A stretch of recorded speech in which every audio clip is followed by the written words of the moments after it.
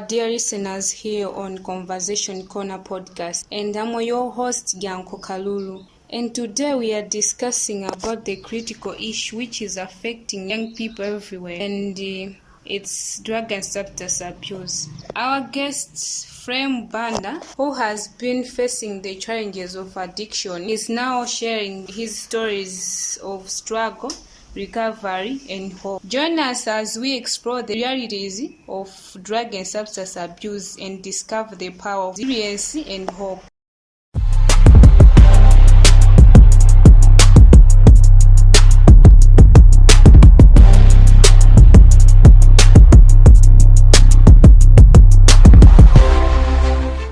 Welcome to the Conversation podcast. Firstly, you should introduce yourself. My name is Banda. I'm 22 years old. I'm a first year student at Malawi College of Accountancy. I stay in Banda, but my home district is Zomba. Somewhere around the Jari there. So that's where I come from.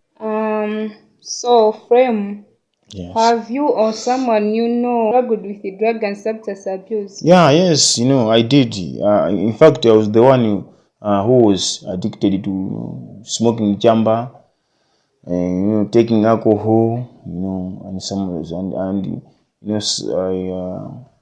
these other drugs, So I was once addicted. So can you share your story? It was it was started, just because of peer pressure. Yeah. I was at secondary school.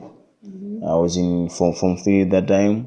Mm-hmm. So my friends, used to smoke at hostel. Which secondary? Which secondary? That was Mungul Secondary School. Mm-hmm. Yeah. So during night hours, my friends used to smoke in hostel. So I was curious. Mm-hmm. Because before that, when I was at home, I was just hearing. I was just.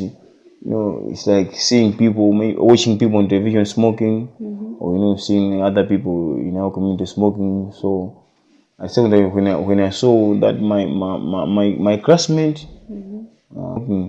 So I was curious, and so I wanted to try. Mm-hmm. Yeah, so that's when I started drinking. So at first, I never know that there are consequences or there are dangers with that.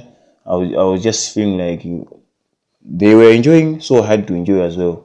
Oh. So we started doing that. Mm-hmm. We did it for a long time, and to the extent of being addicted to, I think we did a lot.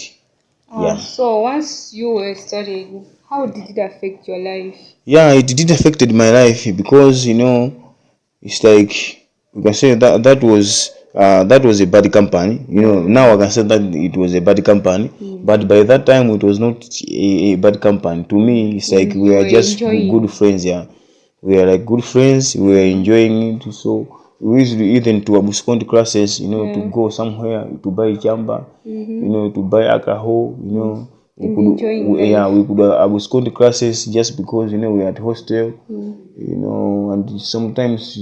At behind the cafeteria area, behind the cafe, busy smoking, while others are in classroom. Mm-hmm. So it's like my education. I can say that my studies, time to be in classes and to concentrate on education is like was just consumed, for us playing, drinking and taking some weed. So it affected my education. Yeah. Even apart from that, when you take alcohol, you feel like you are somewhere. Mm-hmm. It's like you are somewhere. Separated from your friends. Yeah. So even it's easy for you to get involved in two fights. Mm-hmm. So during that time, I was involved in several fights. It was a bad experience. Yeah. Yes, yeah. So I can say that it affected my education. Yeah, so it affected me that I was beaten by my friends and somehow. Frame. Yes. How did the social media or influencers contribute to substance abuse? Yeah, social media indeed contributed to my habit of drinking and smoking weed that time. Just because when you try to log in on Facebook, Then you see opposite like, hey, we are here enjoying. You see people, and all the stuff, related to smoking and taking alcohol. So even since most of my friends were the ones who used to drink and take some weed. So within their statuses, I can say that a lot of their information was just about alcohol and weed. So I think it indeed contributed. Since I was there commenting, it was like vibing. It's like as I said earlier, that to us, it was just something cool. We didn't see anything bad, or any problem. It was like it was normal to us. So it really indeed, even sometimes you open your phone, it go, you contributed. So about your friends and family members, how did they react when they found out about your substance abuse? I will start up with my friends. Once I was at school, the moment I started smoking and drinking, then a lot of friends. It's like I lost friends. To me, it was not. I didn't feel like I was losing them. I thought like maybe, they are not vibing. So I just kept my friends. Only those people who were also drinking and taking some weed. So, but I realized that I lost some friends. There are other people, in this case, other classmates, who were just there for school. So they refused to start, this behavior I started. So I lost them. Yeah, about my parents, I don't think there is a parent who can support about this issue. this behavior of beer drinking and chamber smoking, by their child. So to them it was a disappointment. They were angry, and I remember, they promised to stop paying my school fees if I don't change. So their reaction was tough. It's like it affected even our relationship with parents. So I can say that's how it affected me. I lost friends, and my parents were disappointed in me. I understand. Yes.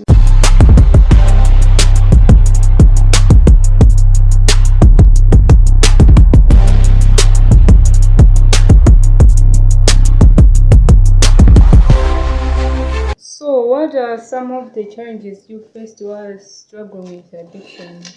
So with addiction, I faced a lot of challenges.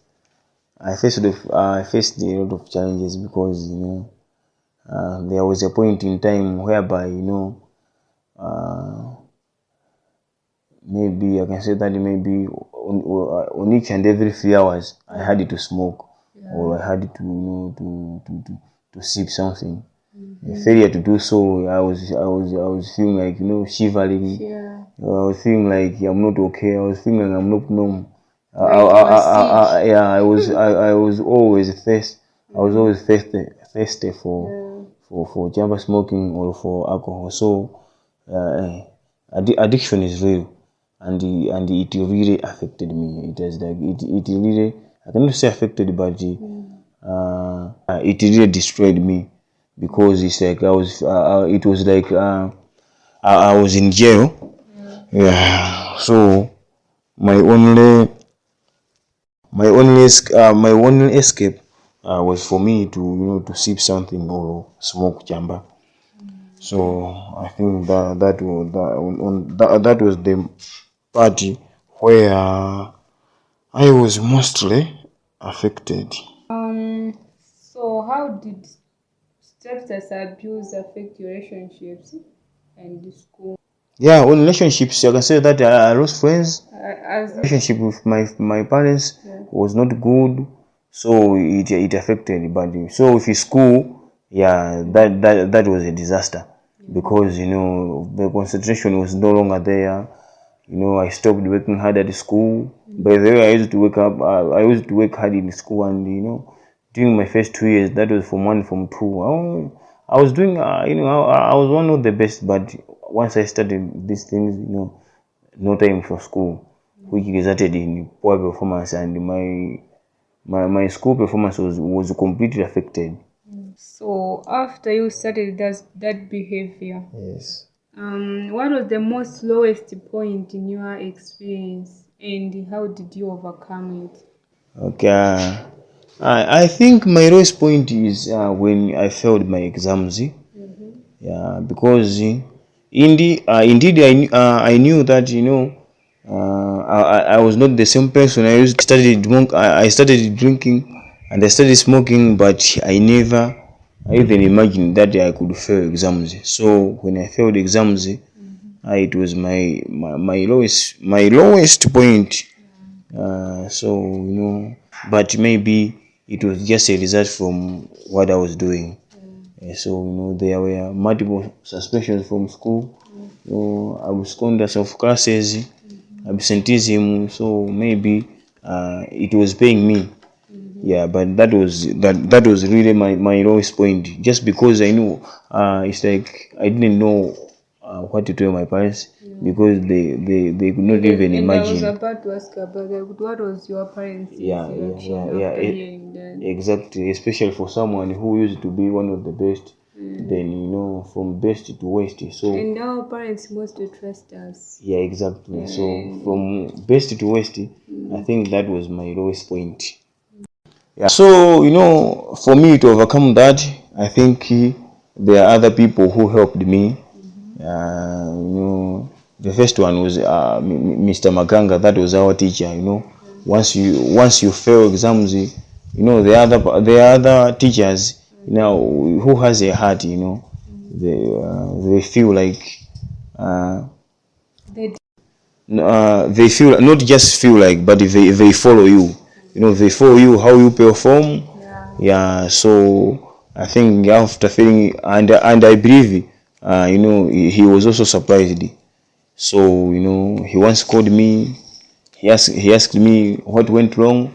Of course, I answered that nothing was wrong, but since yeah, I was just saying, it's like somehow I can say that I was like I was in my own world.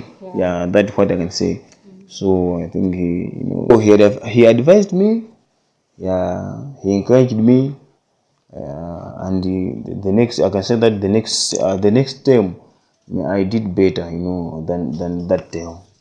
Yeah, yeah, and my parents as well. They also took part in making sure that as a parent that next time, I don't fail again. But efforts were there, but stopping, completely stopping of drinking alcohol, so it was not easy. Yeah, and I didn't stop at school. No. So after that journey, what motivated you to seek help for your addiction? Okay, I'll start with what motivated me as a victim. I can say for lack of better word. Though I was drinking, I was smoking, but sometimes I could feel like these things are not really helpful. It's like they are not good, or they are not like you're wasting your money. Exactly. So it's like there were a lot of challenges or dangers as compared to what we thought maybe could be its goodness. Yeah. So somehow I was able to sit down and reflect on my life. Yeah. So I was once a hard worker. One of the best. But now, it's like my performance has gone down. I'm not as I used to be. I lost friends. There is not much good relationship between I and my parents. So I started feeling like I have to stop these things. But the problem was I was addicted, as I said earlier. So I could not manage to stop on my own. So sometimes I would feel like let me try to stop, but next time, boom, I smoke again. So I'll be like, It's hard. let me Once you are let me stop smoking. Yeah. But then you see your friends, hey, let's go and smoke somewhere. So that was just repeating itself. Yeah.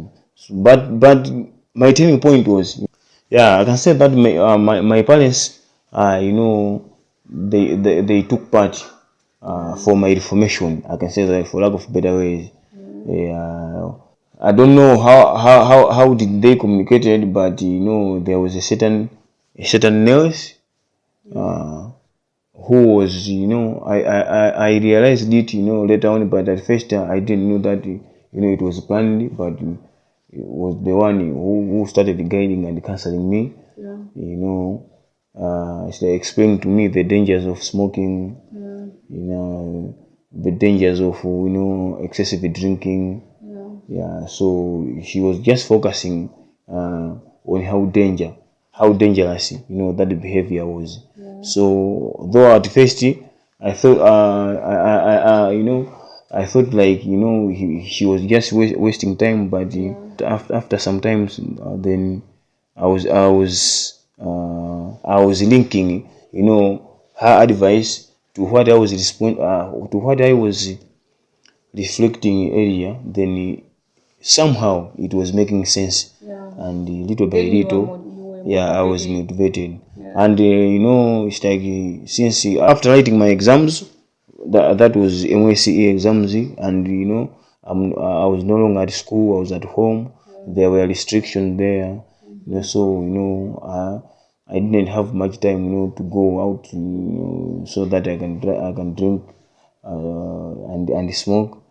So it's like, due to those restrictions, then the advices, you see. So it's like, so it's like, things were not as they were used to be.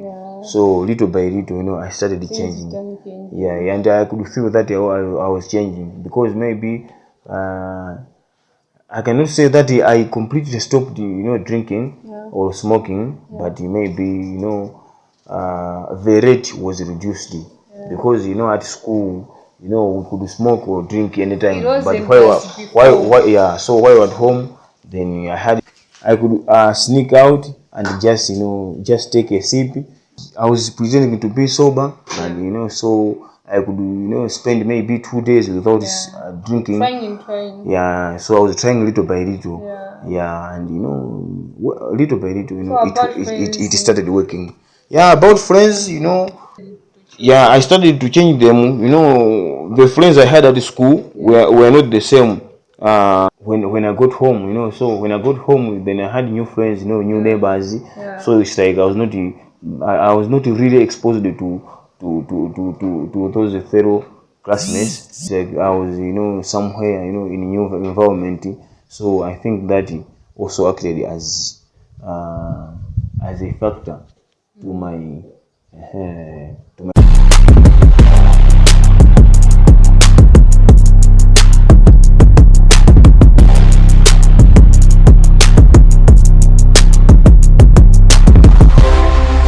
So Flame, yes. can you share your experience with the treatment or something else? So I can say that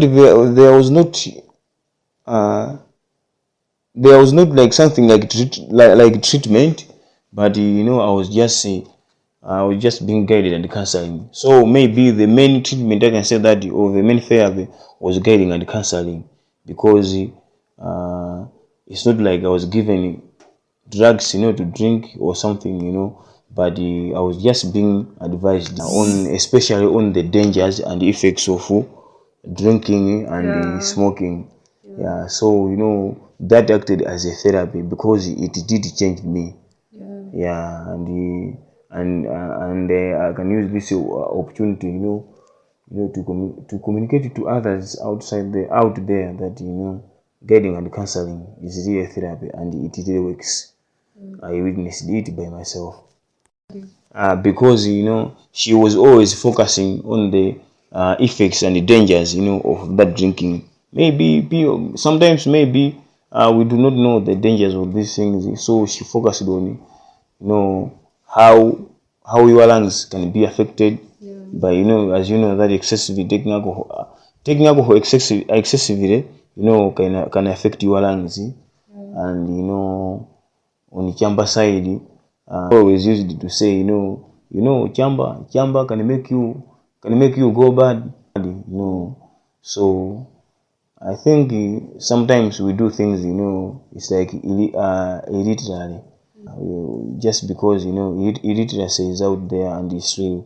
So she was focusing. She also talked about how nicotine is a substance that is found when you are smoking in tobacco. I think that they say there's that substance they call nicotine.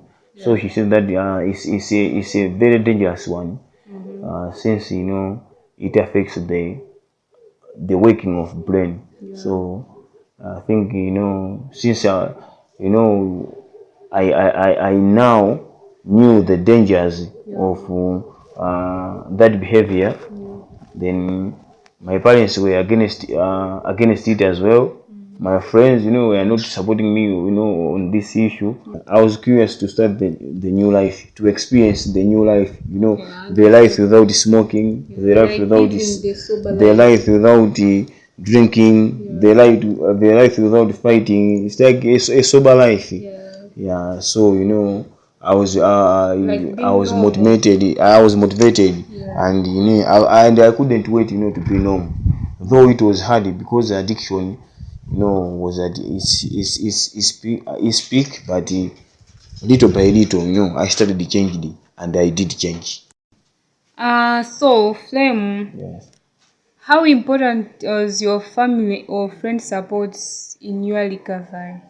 Yeah, I can say that it was very important, very, just because even up to now I say that if not for them, then maybe by today, maybe I would be a bad person. Who knows?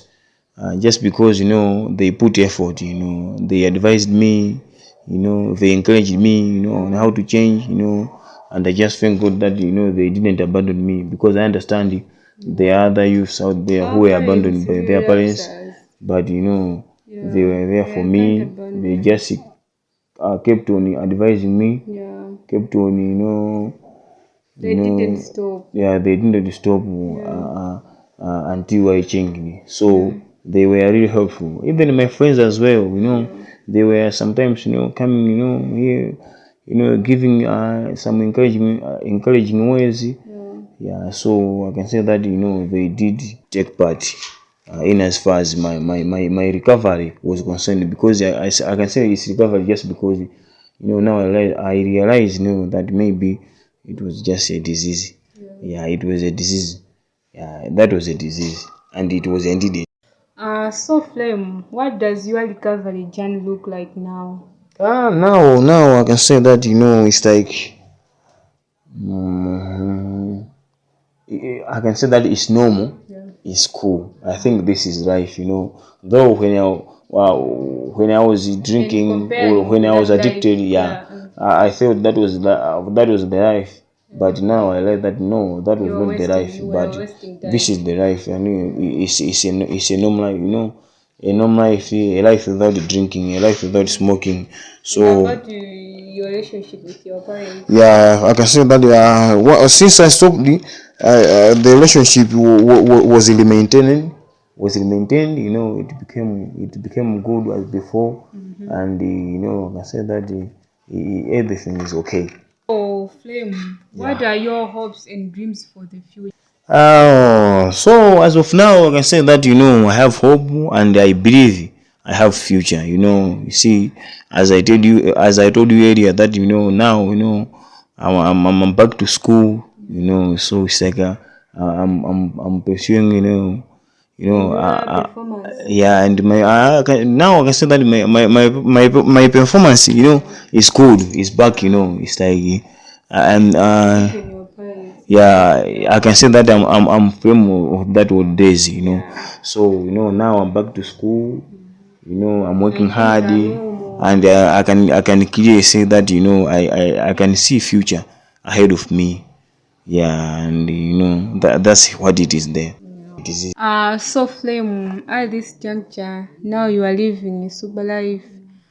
What advice do you give to someone struggling with substance abuse? It's real. I know there are, you know, there are others, or there's someone out there who is struggling with, you know, substance and drugs.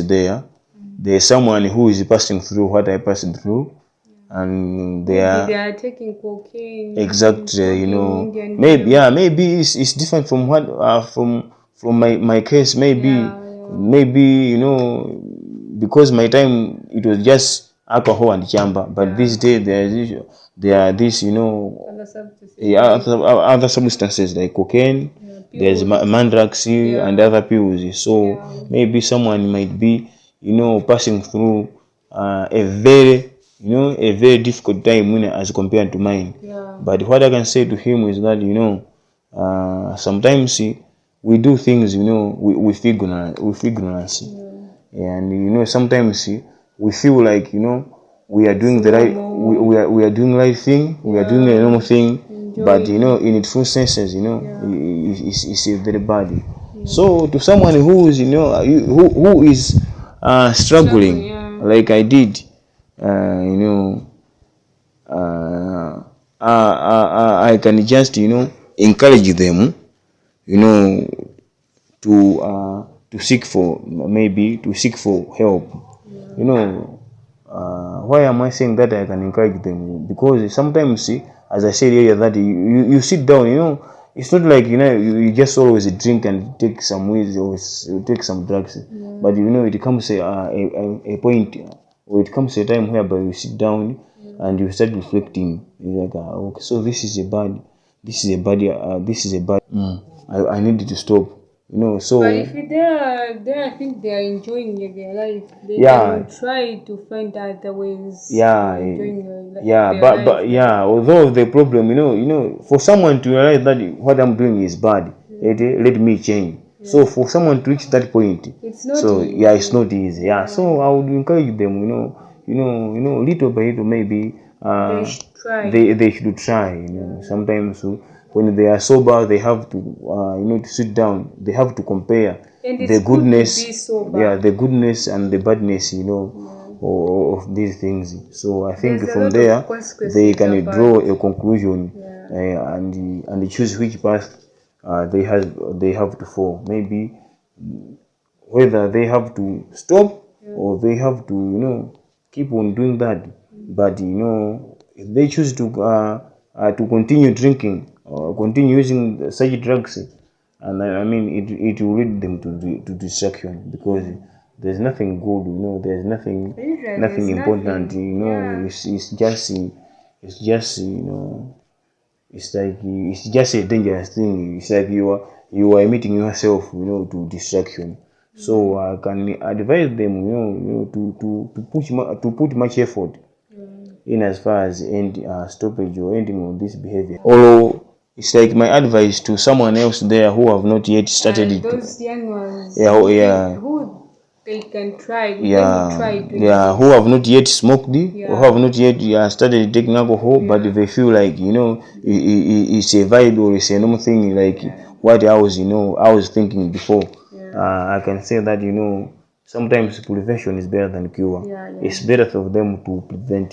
They have to listen to their parents. And What they their should not parents think about it. what They their should parents tell them that this is bad, they have to obey and follow, because they know that these things can lead to my child's distraction. So don't try, Don't try it, and please. don't try, alcohol and the chamber, you cannot just try it, because not good. it will lead you to addiction. Especially And to their I'm telling you, believe it or not, addiction is something, more different and more dangerous than you could ever, imagine. So don't even try. So don't even try it. as we said, prevention is better than cure. That's what I can advise people there who have not yet started. So this is the max end of our conversation. Thank you so much, Flynn. Thank you so much. Thanks for tuning in to Youth Conversation Corner. Join us next time for more real conversation and inspiring stories. Don't forget to like and comment.